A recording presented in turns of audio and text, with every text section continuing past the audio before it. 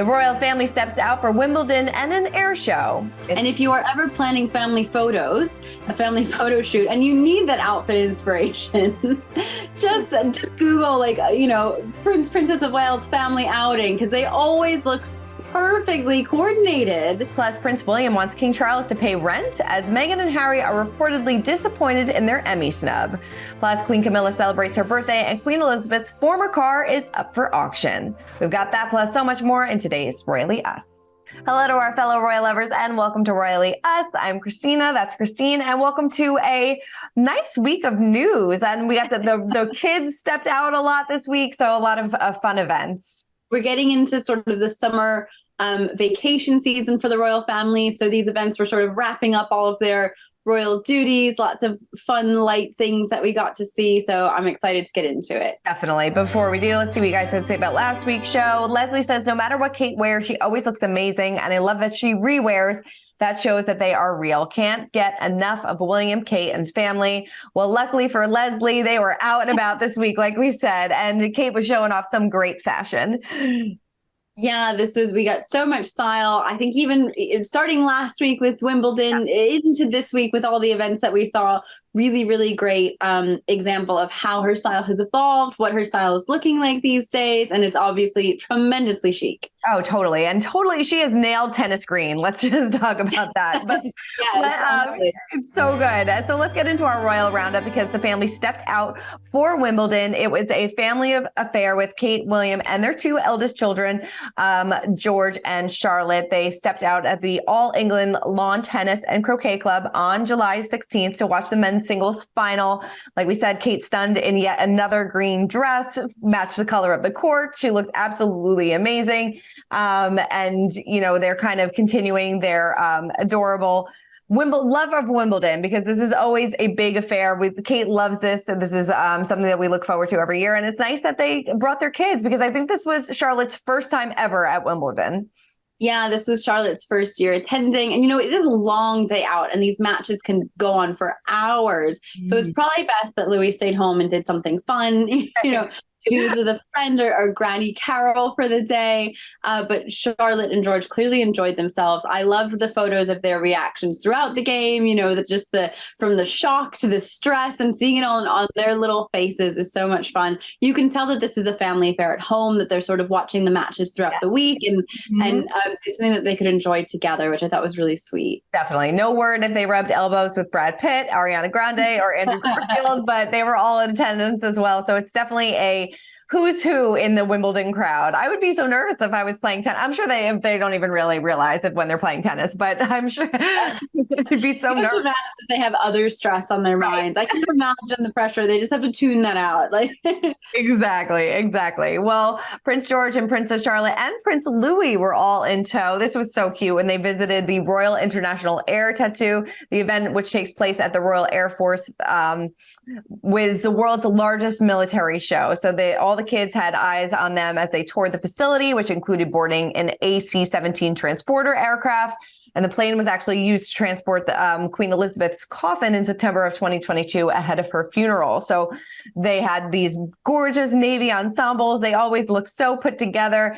While exploring the C-17 transporter, George was photographed raising the ramp on board. His siblings were also seen learning all about the switches and the buttons on the plane before Louis was captured relaxing on a military vehicle nearby. Such a fun family outing. I absolutely love this. And it seems like they had a really great time. Looked like a lot of fun. I cannot express to you enough how terrible the weather was. Yeah. It really didn't come across. I mean, it's clear in the photos that it was cold and rainy, but it was pouring with rain. No. I think normal families might have canceled this event, but obviously it was really, really important to the Prince and Princess of Wales to see this event through, again, to sort of thank meet with the people who flew that C-17 aircraft for the late Queen Elizabeth II, meet with military personnel. Lots of people are really looking forward to these events. They met with families and children. And I just love these family events. I think it makes it so much more special, especially when they are meeting with families and children. It really just brings that connection with those people. And if you are ever planning family photos, a family photo shoot, and you need that outfit inspiration, just Google Princess of Wales family outing, because they always look perfectly coordinated. It's such a good point. Like if you're looking for like Christmas photos or things like that, Exactly. definitely take some inspiration. Go through their Instagram. That is a really good point because they have nailed the family matching. Yes, I know. When you go and coordinate, there's lots of navy, but then like George's trousers, match William's jumper, like all of it ties together so perfectly. Seriously, it really does. All right. Well, speaking of some fashion, courtiers revealed that the king and queen got a sneak peek of the coronation themed display, which is now officially open at Buckingham Palace. The royals were shown plenty of memories from their May 6th crowning ceremony as they walked the route that visitors can take, which is now underway. Like I said, Charles and Camilla checked out their coronation ensembles, throne chairs, and even an invitation that give palace visitors a sense of the historic occasion, like what it was like to be right there. So the royal residence opens its doors for the public to see the staterooms every summer and will welcome guests this year until the end of September. So they shared this video on Instagram that the king and queen marveled at the Diamond Jubilee state coach, which took them from Westminster Abbey on the coronation day. And they'll get to go up this grand staircase into the picture gallery. This is really a fun event. And if you're in the area, definitely stop by if you can. It is so worth visiting Buckingham Palace. The tickets they're not cheap, but it's absolutely worth it. It's a really, really special experience, especially with this historic coronation display. You get to see things like the dogs embroidered on Queen Camilla's gown. We get to see her shoes, which are really beautiful, which we didn't see on the day. There's lots of details you can see up close, like the anointing screen, which is absolutely beautiful in person, really brings the history and the importance of the event home. From people who have visited, I've heard that it's really, really an incredible thing to visit. I love that the king and queen sort of played tourists for the day. It must have been so strange to sort of see these things as like almost like museum pieces, but at the same time, it's like, that's the dress I just wore, a few months ago. Like, oh, that's my dress, but it's on display as like a historical artifact. Right. It's got to be so like you said, a weird out of body experience. Like, what is going on here? I am a part of history. It's got to be so strange. I think, yeah, especially for people like Queen Camilla who weren't, King Charles was born into this role, but Camilla wasn't. And it must really drive home, the importance of what her life has shaped up to be. Oh, definitely. And she also had a big week. She celebrated her 76th birthday. So, there's a lot to celebrate. Yeah, and there were lots of really sweet photos of her on social media and things like that. I always wonder who chooses those photos. I think the royal family account chose 3. So I wonder if there was some disagreement. Camilla liked this one, but Charles liked that one. We'll never know, but I always like seeing those messages on social media. To see it. All right. Well, this was a sweet story. So Sarah Ferguson recalled a moment with Queen Elizabeth II's corgis during a recent walk amid her breast cancer recovery. She said on her podcast, "I took all the 7 doggies yesterday to where the Queen would have walked them. I was chatting to them saying, 'Now where do we go?' And they were showing me the way." So as we know, Fergie underwent a single mastectomy surgery and she wasn't really mobile as she has been in the past. And the pups, who were the late Queen's beloved pets, were itching to go on a walk and were used to being taken on walks constantly by others, but her doctor gave her the clear to do some light activity. And she said there was a little woodland walk that was made especially for the Queen, and it was just so special. It was actually very wonderful to have a moment to really remember her, because this time last year, the Queen would have been going to Balmoral Castle, and we would have walked exactly where we walked yesterday together. And then the Queen would have said, "See you up in Scotland." So she noted that she found the outside walk very moving with the dogs, and she and her ex-husband, Prince Andrew, sat down in the garden to reflect on the loss of his mother, and of course, who died in September of 2022. She said, "We sat quietly under some really beautiful trees, and I asked him if he was all right without his mom and his dad. He said it's lonely, and he thinks about them a lot. People process grief in their own way." It's so nice that these pups are in such a loving home now, and it seems like she takes such good care of them going on these walks. And it's so nice that the pups bring her to where she needs to go. It's such a special bond. It really was. Yeah, this is so special. A lot of people, when the Queen died, a lot of people felt a tremendous amount of grief, sort of in a surprising way, because she had been such a stoic figure for so long. And so I think opening up that discussion about grief and how grief looks different for everybody, and how like Queen Elizabeth II's death and the grief that came with that can re-stir old feelings of grief, just to sort of say that even though it's a year later, you can still have those feelings. There's no timeline on this. I think that was a really important part of that conversation. It really was. So it's a really, really beautiful story. And I'm loving her podcast. I love that she gives you like these little nuggets of information about the royal families, not spilling too much tea, but the tea that she's spilling is, it's really great. It's so perfect. It's just enough where like you really feel part of the magic, but she's not oversharing where it feels sort of disrespectful. It's really well done. It really is. And then she must be excited because her daughter, Princess Beatrice, recently celebrated 3 years of marriage with her husband, Eduardo. So he shared a tribute to his wife on his Instagram to mark their wedding anniversary, writing, happy wedding anniversary to the most beautiful wife in the world. I'm so grateful for every moment we have shared, every challenge we have overcome, and every dream we have pursued together. I love you more than words can say, and I can't wait to celebrate many more anniversaries with you. He shared some 3 photos and some that we've never seen before from his wedding. I absolutely love this. One is a snap of the flowers, seemingly the ones that she had at her wedding venue. So I love getting these little nuggets of photos that we haven't seen before. And it looked like such a beautiful day. And I can't believe it's been 3 years. But that's not fun. No, that's right?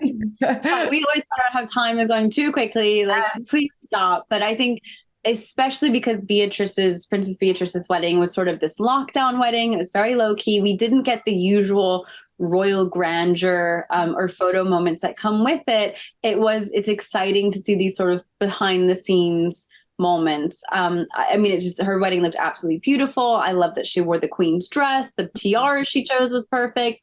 And I love how much Eduardo clearly loves his wife. We've seen this a few times, and he makes these really beautiful tributes. And I think it's very sweet. Oh, so sweet. Absolutely love it. All right, let's spill some royal tea. And despite Harry and Meghan's Netflix show bringing in a total of 81.6 million hours, they did not score any Emmy nominations. So royal expert Ingrid Seward recently claimed that the Duke and Duchess of Sussex are devastated about being left out of the award show nominations. She added that viewership numbers were obviously not good enough for an Emmy nom. However, the series did emerge victorious by winning a nomination for the Hollywood Critics Award in the Best Streaming Nonfiction category. I'm sure we're going to get a lot of comments about this. I am surprised that they didn't get a nomination. This was a highly watched documentary. I mean, say what you will about them. It was done very well, but I guess people aren't really feeling it. It's an interesting situation because, like you said, it was really, it was basically viral, whatever the equivalent of streaming viral would be. It was so popular. But the question, I guess, was it, really an artistic showcasing of television? And I think you could have gone either way here. I'm surprised, but I'm not surprised. At the same time, I wonder if it would have been a good thing or a bad thing for Meghan and Harry had the show been nominated. They really saw the start of their real downfall with their, public image started right after that Netflix documentary came out. So would sort of digging it back up for these Emmy nominations or like these award shows, would that have just sort of reignited that issue? Like, would it have really led to like a further downfall for them? Yeah, no, that's true. Maybe it's better in the long term that this sort of stays a bit quieter. It's such an interesting issue. They never could have anticipated how the public would have reacted really strongly, honestly. And with Spare following so shortly afterwards, it was just a total disaster for them. So this might actually be a good thing for them.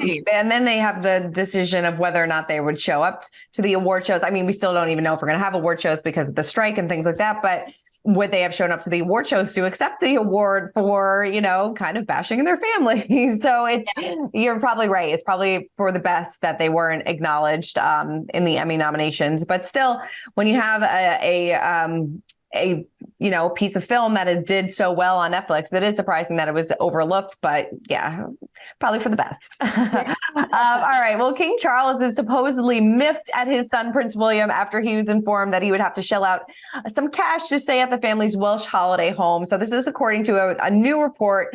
William plans to rent out the quaint cottage, which the king purchased in 2007 for an estimated $1.5 million. So the Mail on Sunday reported this. So after Queen Elizabeth's death, Prince William took took over Linmormod property, which is located in Brecon Beacons National Park, where King Charles has apparently stayed for a week or two every single summer. So now that Prince William has taken over ownership of the 3-bedroom lodging, he will allegedly be renting it out as a holiday home, despite the king's alleged disappointment. So a source told the outlet it means he can continue to stay there, but he will pay rent to the duchy, and the rest of the time it will be rented out. So he vacationed there in the summers, but William opted not to renew his father's lease and will require him to, pay something to use the personal space. We don't know if this is definitely true. We don't know if maybe William will just be like, Dad, you could stay there for free for a couple weeks, but it's an interesting way to tell the story. So King Charles, when he was the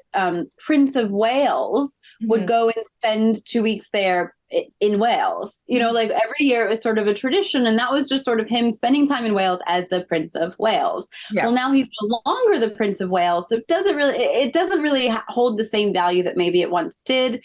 And as Prince of Wales and as Duke of Cornwall, Prince Charles at the time had several properties that he rented out for holiday homes, including the one that William and Kate rented for their summer holidays. So I think there's a little bit, this might either be a non-story or this is very, very normal, because William and Kate have stayed in then Prince Charles's holiday homes. Did they pay rent? Did they not pay rent?